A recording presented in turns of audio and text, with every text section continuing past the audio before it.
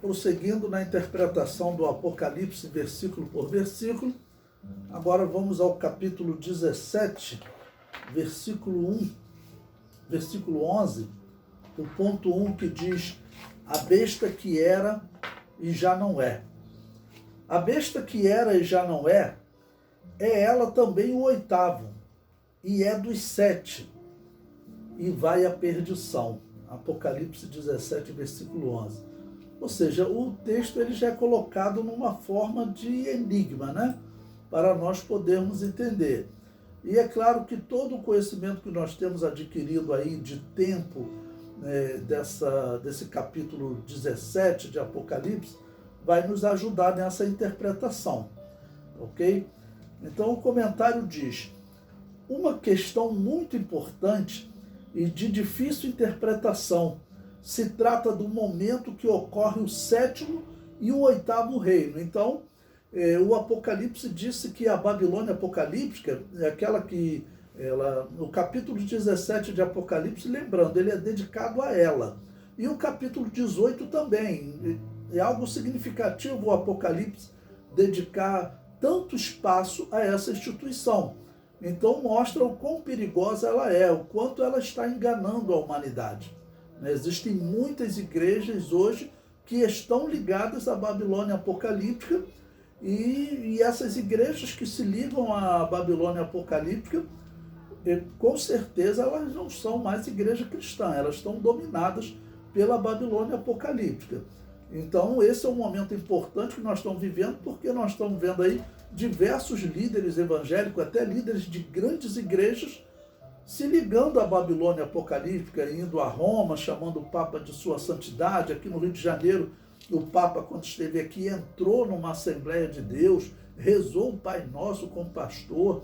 Então, são coisas que nós temos que abrir os olhos, porque o Apocalipse, quando ele dedica esse espaço a essa instituição, mostra o quanto ela é perigosa para a verdade de Deus.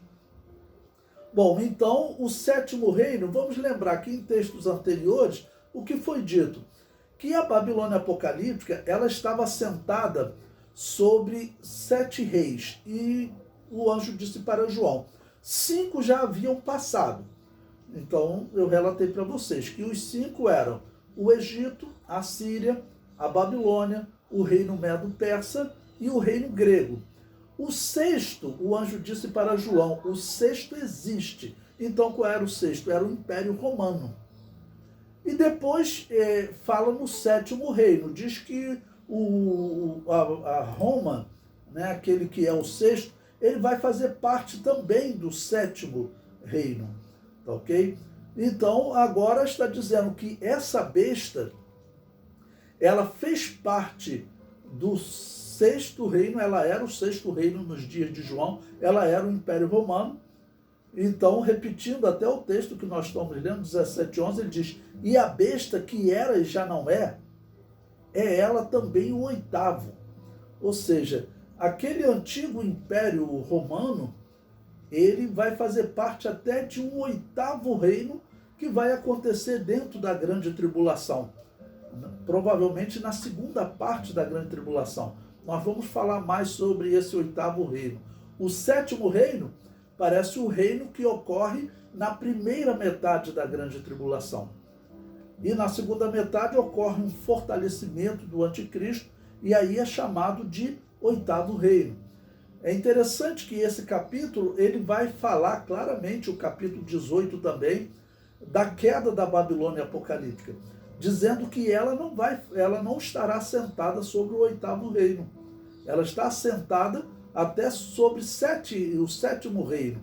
Sobre o reino do anticristo, ela estará assentada na primeira metade da grande tribulação.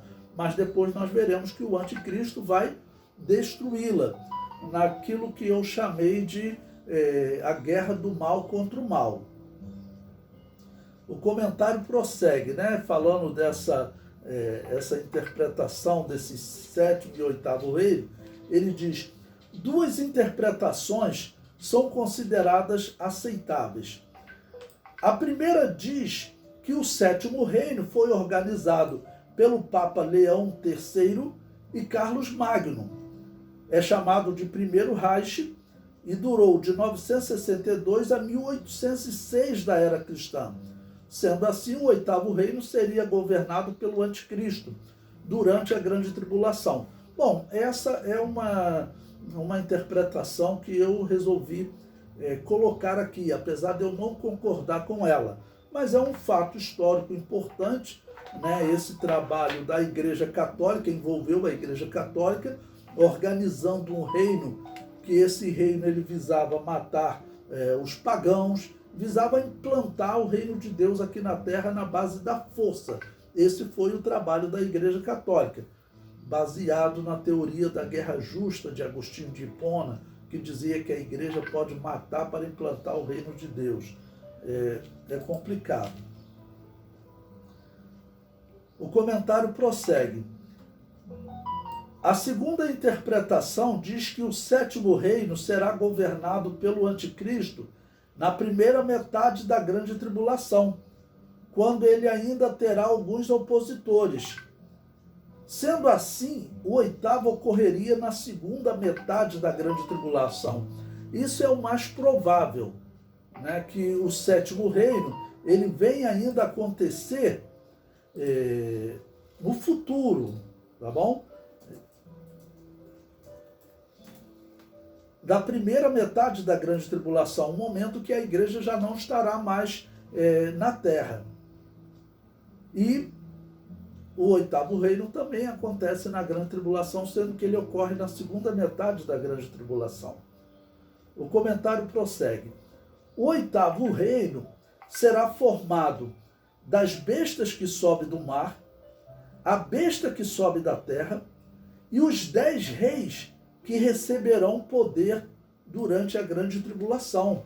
Nós falamos desses 10 reis que o Apocalipse diz que eles receberão poder durante a grande tribulação, e vamos falar um pouco mais abaixo. Então, a besta que sobe do mar e a besta que sobe da terra, elas parecem estar agindo juntas na primeira metade da grande tribulação e formando assim o sétimo reino. Bom, o oitavo reino inclui a besta que sobe do mar, a besta que sobe da terra, e envolve também essa confederação de 10 países. E nós vamos tentar identificar as possibilidades do que seriam esses 10 países durante a grande tribulação. Já existem sinais hoje no mundo tentando organizar esses 10 reinos. E existem algumas possibilidades interessantes de interpretação. O comentário prossegue. Como vimos anteriormente, haverá uma diferença considerável entre a primeira e a segunda metade da grande tribulação, quando se trata de apoio ao anticristo. Na primeira metade, o anticristo terá opositores, mas na segunda metade, todos os povos, línguas e nações entregarão seu poder ao anticristo.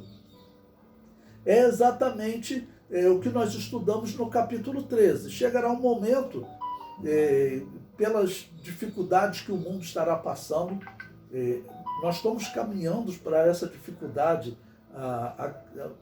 a crise no mundo, infelizmente, tende a piorar. Além do coronavírus, estão falando de outras enfermidades vindas do macaco, outras enfermidades que estão atingindo as crianças. Tem sido falado nos últimos dias uma enfermidade que eles não entendem. Então, esses problemas de peste e problema de guerra também, a Rússia, como nós vimos em outros momentos, ela faz parte do cenário profético, porque a Rússia, o símbolo dela é um urso.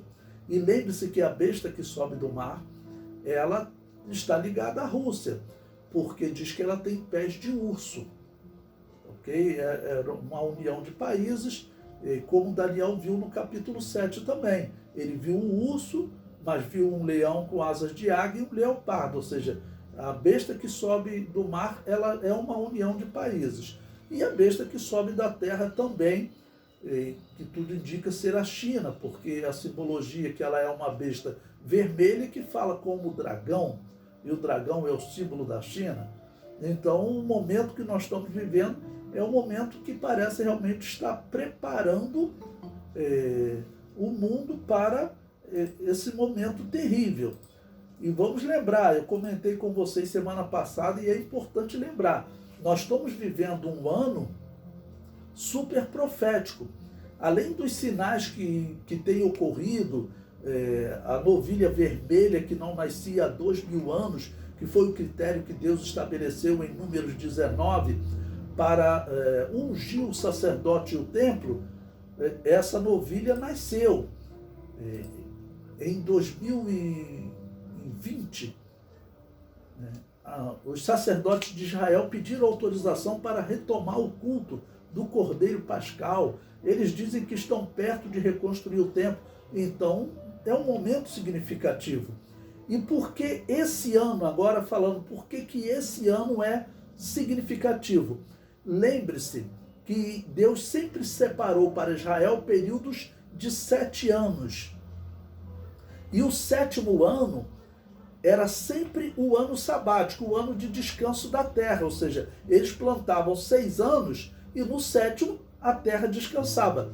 Esse ano que nós estamos vivendo agora, no calendário bíblico, no calendário que Israel segue, que começou em setembro do ano passado, vai até setembro de 2022, esse ano, ele é um ano sabático, ele é um 7º ano. Então, ele já é importante porque ele finaliza um período. Mas não é só isso. Lembre-se que Deus falou de uma semana de anos e Deus falou também de 7 semanas de anos. Ok? Ou seja, 49 anos. E o ano 49, que é também um ano de descanso da terra, porque ele é o 7º ano da 7ª semana. O ano seguinte, o ano 50º, o que é? É o ano do jubileu. Esse ano que nós estamos vivendo, além de ser o 7º ano de uma semana de Israel, ele é também o ano 49 de uma sequência de 7 semanas de 7 anos. Significa que o ano que vem é o ano do jubileu. E o ano do jubileu, Jesus Cristo disse que ele veio anunciar o ano do jubileu. Ele é chamado de o ano aceitável do Senhor. Então é bem provável, nós sempre ficamos no campo da possibilidade, porque a Bíblia ela realmente nos recomenda não ir além do que está escrito.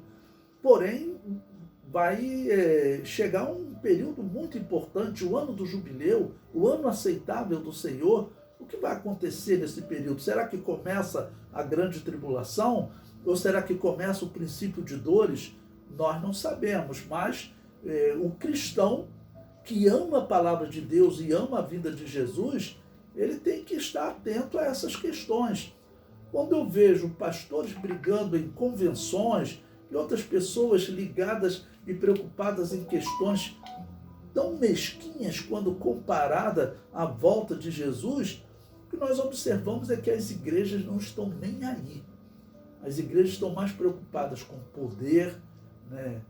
Muitos preocupados até com questões financeiras, de crescimento de templo, e não estão olhando para profecias. Ou seja, nós estamos vivendo um período parecido com o período próximo de Jesus começar o seu ministério.